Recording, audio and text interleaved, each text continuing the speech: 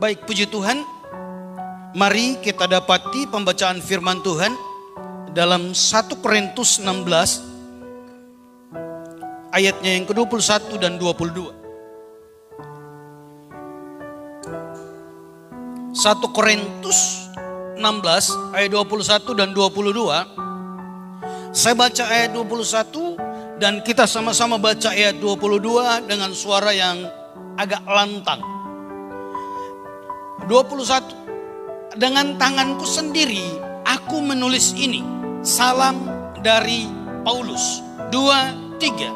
Siapa yang tidak mengasihi Tuhan, terkutuklah ia. Maranatha. Sekali lagi kita baca sama-sama. Siapa yang tidak mengasihi Tuhan, terkutuklah ia. Maranatha. Silakan duduk kembali. Bapak Ibu saudara-saudara yang dikasihi oleh Tuhan Yesus Kristus. Jika saudara datang di awal bulan Oktober, maka saya juga menyampaikan firman Tuhan tentang mengasihi Tuhan yang diangkat dari ayat ini. Dengan target dan tujuan agar supaya Bapak Ibu saudara-saudara dan saya pribadi tidak terkutuk atau tidak mengalami kutuk. Dan kerenduan kami, pelayan-pelayan kami, hamba Tuhan yang terlibat dalam pengembalaan ini, rindu agar supaya semua jemaat diberkati oleh Tuhan, amin.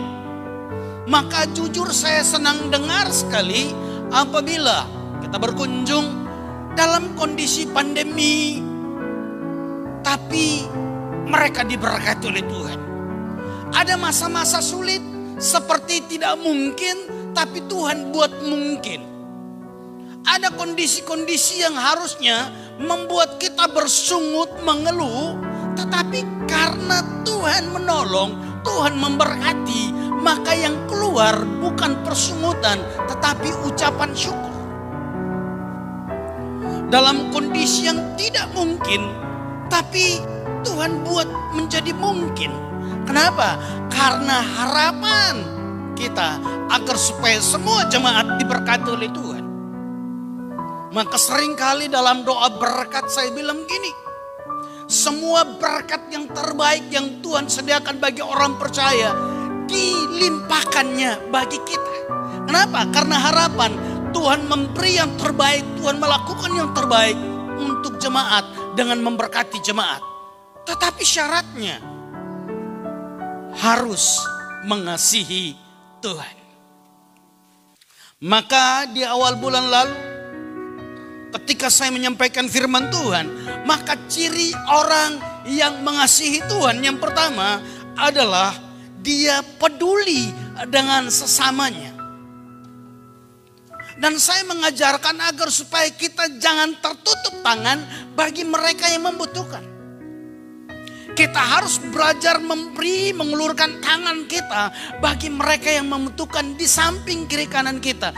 Terutama kawan-kawan gereja kita.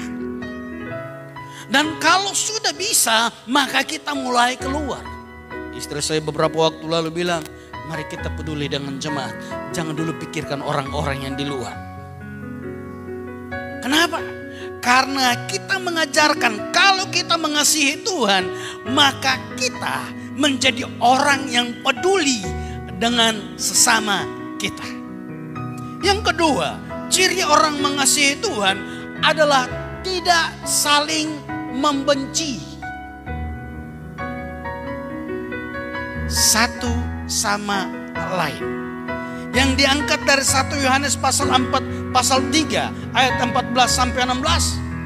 Kita berkata seperti ini. Kita tahu bahwa kita sudah berpindah dari dalam maut ke dalam hidup, yaitu karena kita mengasihi saudara kita.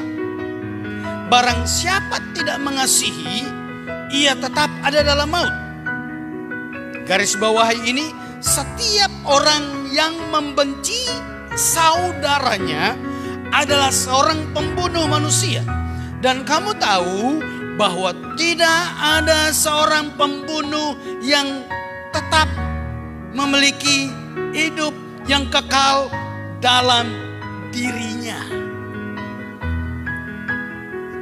Kalau Anda mengasihi Tuhan, maka tidak mungkin Anda membenci satu dengan yang lain.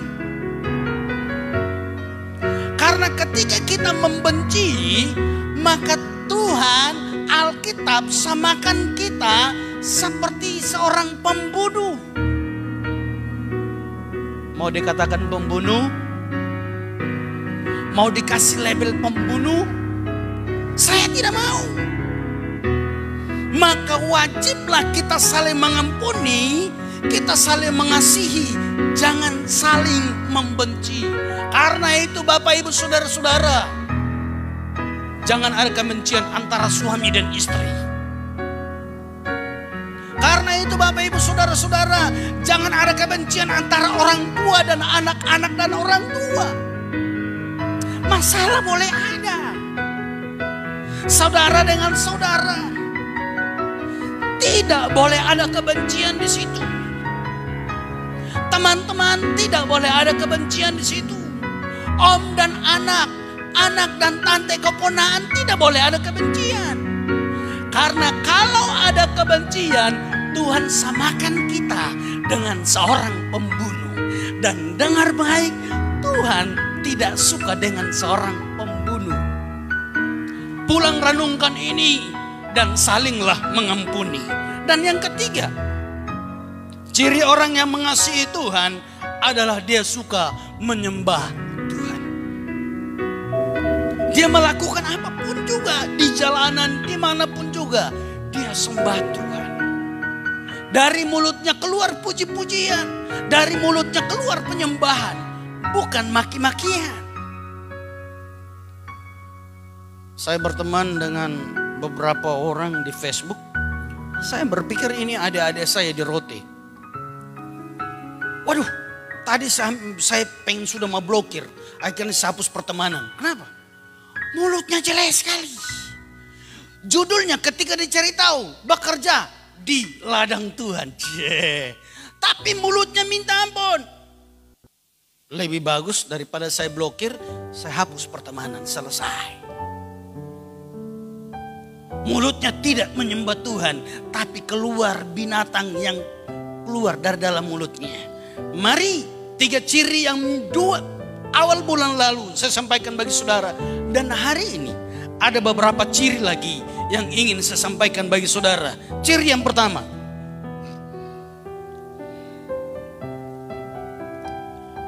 orang yang mengasihi Tuhan adalah orang yang suka memberi yang terbaik. Kalau dulu bulan lalu awal, saya bilang cirinya satu adalah selalu berbagi. Dan hari ini adalah selalu memberi yang terbaik. Kolose pasal 3 ayat 17, Alkitab berkata seperti ini. Dan segala sesuatu yang kamu lakukan, dengan perkataan atau perbuatan, lakukanlah semuanya itu dalam nama Tuhan Yesus, sambil mengucap syukur oleh Dia kepada Allah Bapa kita.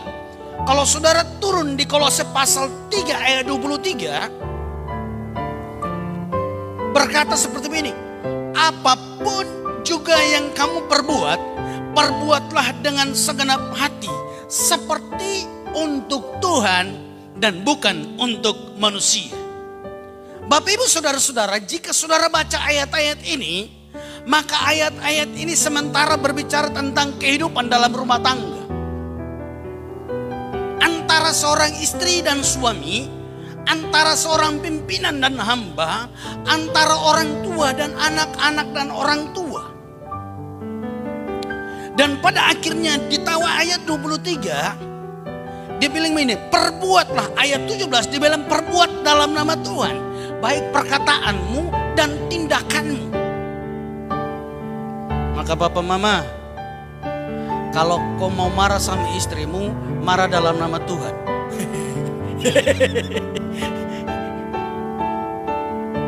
Berarti pasti tidak ada maki-maki di situ. Toh, tidak ada setan keluar dari situ. Tidak ada babi, tidak ada anjing, tidak ada kurang ajar keluar dari situ. Kenapa? Karena kita marah dalam nama Tuhan. marah dalam nama Tuhan. Selanjutnya ayat 23 dia bilang, apapun juga yang kamu perbuat, perbuatlah dengan segenap hati, seperti untuk Tuhan dan bukan untuk manusia. Belajar beri yang terbaik. Mulai dalam rumah tanggamu. Kenapa dia bilang beri seperti untuk Tuhan? Karena kalau untuk Tuhan, saudara tidak kasih setengah-setengah, betul? Masa untuk Tuhan setengah-setengah? Tidak mungkin. Tapi kalau untuk Tuhan pasti full. Kenapa? Dengar baik. Kalau kita hitung satu-satu, maka kita tidak mampu menghitung kebaikan-kebaikan Tuhan yang sudah terjadi dalam kehidupanmu dan kehidupanku. Maka mari kita beri yang terbaik untuk Tuhan. Yang terbaik bukan masalah jumlah, banyak sedikit. Yang terbaik bukan masalah besar atau kecil, tapi yang terbaik dari hati yang tulus. Dengar baik, yang terbaik bukan masalah jumlah 1 juta, 1000, tidak. Yang terbaik bukan masalah besar 2 meter, 1 senti, tidak. Tapi yang terbaik itu tulus dari hati. Apapun juga yang kamu perbuat, perbuatlah dengan segenap hati. Bapak Ibu, kalau saudara datang ibadah, jangan setengah-setengah hati. Kalau mau berkorban, jangan setengah-setengah hati. Kalau mau menyembah angkat tangan, jangan setengah-setengah hati. Kalau mau main musik, bukan masalah siapa yang lebih hebat dari siapa. Tidak, tetapi dari hati. Bukan siapa yang lebih nyaring dari siapa, tidak. Tapi dari hati. Engkau beri banyak, oke, tidak masalah. Tapi jangan sampai dengan persungutan. Atau dengan setengah-setengah hati. Tapi walaupun kecil, apabila itu dengan sepenuh hati, maka Tuhan akan memberkati.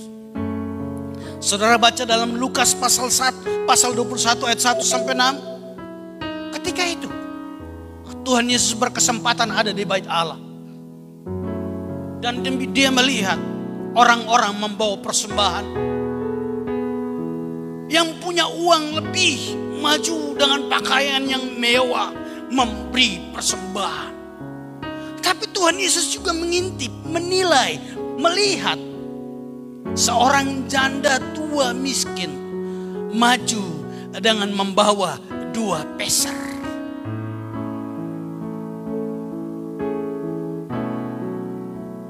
Yang Tuhan lihat bukan jumlahnya, tapi yang Tuhan lihat hati yang tulus memberi. Bu, ketulusan dalam memberi itu wajib. Karena akan menghasilkan yang terbaik untuk Tuhan. Tadi pagi saya lupa saksikan. Ada sesuatu yang membuat saya tertarik. Bapak Ibu saudara-saudara, persepuluhan yang saudara beri, saya selalu hitung sama Ibu Gembala. Dan ada satu amplop yang membuat saya tertarik untuk buka. Ketika dia buka, paling kecil 2.000. Di kotak persepuluhan ditaruh di amplop, rapi.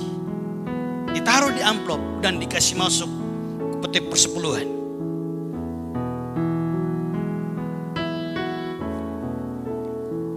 $2.000 saja dia berani kasih. Kenapa? Yang saya lihat bukan jumlahnya, tapi ketulusannya untuk berbagi, ketulusannya untuk memberi. Ini yang paling penting. Banyak orang punya uang, tetapi dia tidak berani memberi dengan tulus. Dia tidak kasih yang terbaik. Yang kecil itu tidak masalah, tapi kalau itu dari hati, Anda dan saya pasti diberkati oleh Tuhan. Amin. Maka beri, jangan sesuatu yang bukan masalah jumlahnya, tapi beri dari hati. Orang tua saya Bapak Kombong bilang begini, mari memberi jangan dengan bersungut-sungut. Maka mesti komunikasikan dengan istri supaya kompak sama-sama, bawa sama-sama, supaya berkat Tuhan menjadi bagian kita. Itu kata-katanya tadi pagi. Yang kedua, kalau kita mengasihi Tuhan, maka pasti kita mengerjakan segala sesuatu tidak mencari imbalan. Sekali lagi, kalau kita mengasihi Tuhan, maka kita mengerjakan sesuatu tidak mencari imbalan. Saya ingin menyampaikan kepada Bapak Ibu Saudara-saudara dan menegaskan bagi kita semua, jangan datang ibadah cari berkat Tuhan. Sekali lagi, jangan datang ibadah karena cari berkat Tuhan, tapi datang ibadah untuk membuat Tuhan senang dengan kita. Halo? Amin. Sekali lagi, jangan datang ibadah mau lihat siapa yang khotbah, lihat siapa yang main musik, lihat siapa yang pimpin pujian. Atau datang cari berkat Tuhan, Anda pulang kecewa. Tapi datang hanya bertujuan menyenangkan hati Tuhan. Tuhan, sudah 6 hari kau kasih saya. Hari Minggu saya mau datang untuk menyenangkan hatimu. Karena Tuhan sudah begitu banyak berkorban buat saya, maka saya datang untuk menyenangkan hatimu. Ini tujuannya, bukan cari berkat. Kenapa? Karena kalau kita datang ibadah cari berkat, itu sama dengan kita sudah buat sesuatu untuk Tuhan. Mana imbalanku Tuhan? Tapi kalau kita menyenangkan hati Tuhan, maka berkat Tuhan pasti menjadi bagianmu. Amin. Bapak Ibu Saudara-saudara, ketika Tuhan tertarik dan suka dengan Daud, menurut pemahaman saya, Daud adalah orang biasa. Daud dalam keluarga tidak dianggap. Bahkan ada sumber bilang Daud itu anak haram yang tidak dianggap sama sekali, dari istri yang tidak dianggap. Saudara tahu, Tuhan tertarik dengan Daud. Bukti tidak dianggap dalam keluarga. Nabi Samuel bilang, Isai, kumpulkan semua anak-anakmu, dan aku pilih salah satunya untuk jadi raja. Apa yang Isai buat? Anak-anak yang lainnya yang gagah-gagah, yang dia sayangi, dia tampilkan semua. Tetapi Daud dibiarkan di mana? Jaga domba di padang sendiri. Artinya dia tidak dianggap. Jangan mau kau, kasihan. Kau datang juga tidak mungkin kau dipakai, tidak mungkin kau dipilih. Tapi dengar baik, Daud menyenangkan hati Tuhan. Dari yang tidak dianggap, dari yang tidak dipandang, Tuhan angkat dia menjadi pemimpin Israel. Kenapa? Karena Daud selalu melakukan sesuatu dengan tidak cari imbalan. Daud melakukan segala sesuatu dengan tulus menyembah kepada Tuhannya. Bapak Ibu Saudara-saudara yang dikasihi oleh Tuhan Yesus Kristus, tadi Lukas pasal 1 ayat 1 sampai 26. Wanita ini, ketika dia memberi, dia tidak cari viral.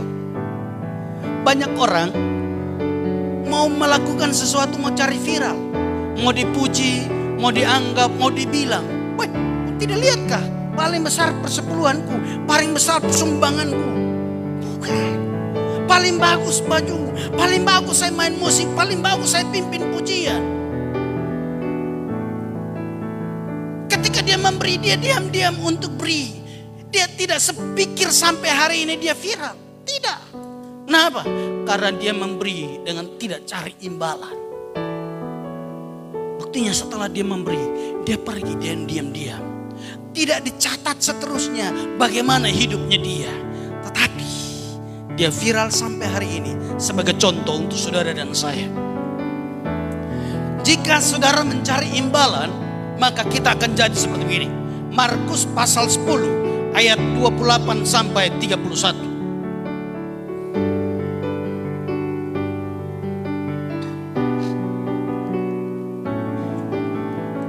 Berkatalah Petrus kepada Yesus,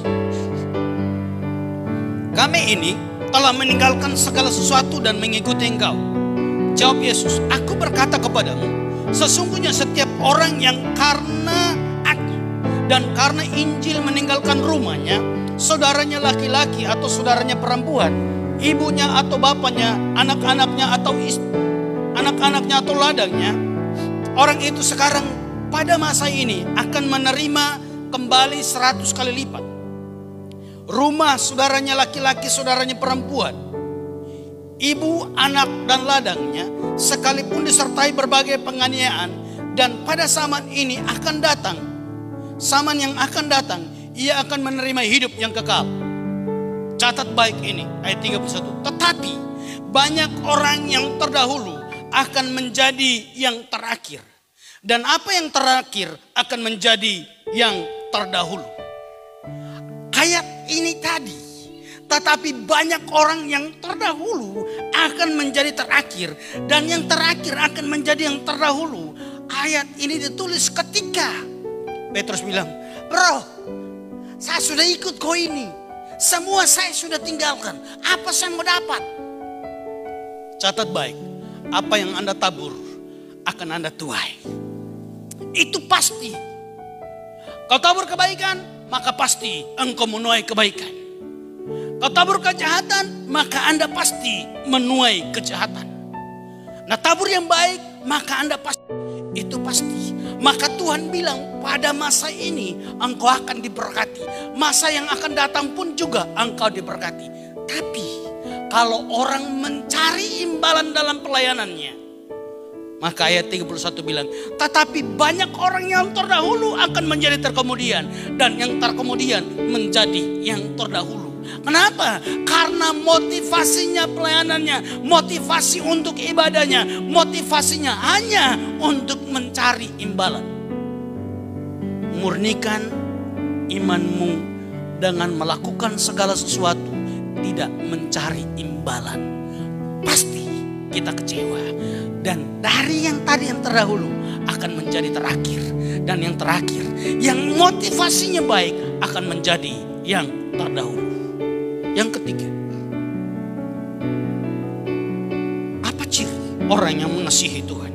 Ciri yang ketiga yang ingin saya sampaikan adalah akan berusaha taat kepada perintah Tuhan walaupun dalam kondisi sulit.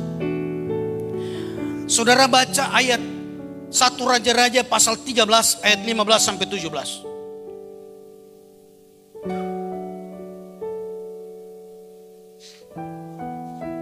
Katanya kepadanya, mari bersama-sama aku ke rumah untuk makan roti.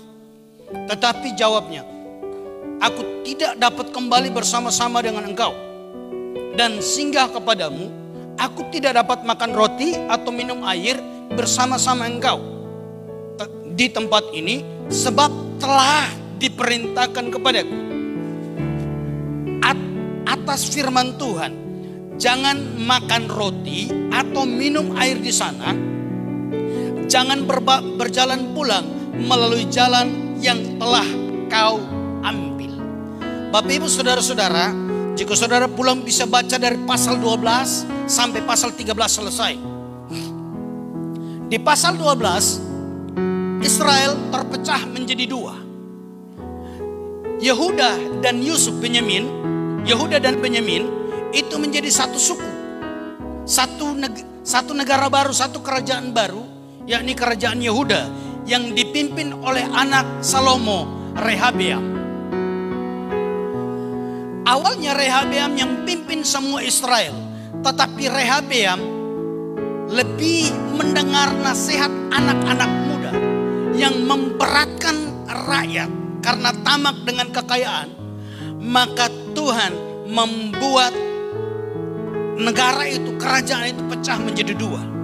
10 suku yang lain mengikuti Yerobeam dan pada akhirnya beribu kotakan Samaria. Bapak Ibu saudara-saudara, ketika mereka sementara jalan pemerintahan mereka, Yerobeam berpikir, jika saya tidak buat mezbah di sini, maka orang Israel akan kembali ke Yerusalem dan bisa jadi mereka kembali berpihak kepada Rehabeam. Politiknya jalan. Maka dia mulai membangun mezbah di Betel. Dia bangun sebuah mezbah agar supaya orang Israel tidak lagi pergi mempersembahkan persembahan di Yerusalem, di Bait Allah. Setelah dibangunnya, maka Tuhan tidak suka dengan cara Yerobeam ini. Maka Tuhan bilang, ambil seorang nabi dan pergi sampaikan kepada Yerobeam. Nabi ini datang dari Yehuda dengan membawa atau menunggangi keledai. Sampai di Betel, dia menyampaikan firman Tuhan. Dan tanda mujizat yang menyertai nabi ini adalah mezbah yang dibangun itu patah dua dan debunya naik dan membuat rambut baju dari Yerobeam itu menjadi kotor. Setelah itu Yerobeam ketakutan dan Yerobeam bilang begini, mohonkan ampun atas dosaku kepada Tuhan. Maka nabi ini merendahkan hati, merendahkan diri dan memohon ampun. Setelah pengampunan terjadi, Yerobeam bilang, singgah di rumahku, saya mau kasih kau makan dan minum. Tetapi dia bilang begini, tidak, ayat 17 tadi, tidak bisa, saya tidak akan makan dan minum di kota ini karena Tuhan sudah bilang begitu. Tapi dalam perjalanan pulangnya, seorang nabi tua datang menjumpai dia. Dia bilang, bro, singgah di rumah, makan dan minum dulu. Dia bilang lagi, tidak bisa, saya tidak akan makan dan minum dan pulang melalui jalan yang sama. Itu firman Tuhan. Tapi bilang, saya juga seorang nabi. Karena seorang nabi, dia dibujuk, dia dirayu untuk meninggalkan ketaatannya. Dan pada akhirnya dia ikuti nabi tua ini.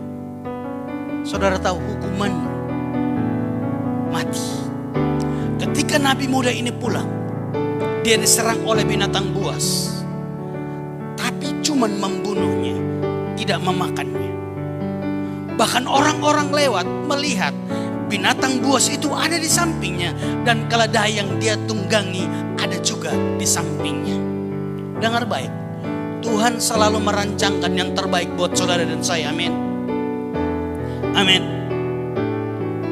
Tetapi seringkali rancangan Tuhan itu tidak jadi atas hidup kita karena ketidaktaatan kita. Tadi nabi ini tidak taat, harusnya dia kembali ke Yehuda dalam keadaan selamat. Tapi karena dia melanggar, karena bujuk rayu.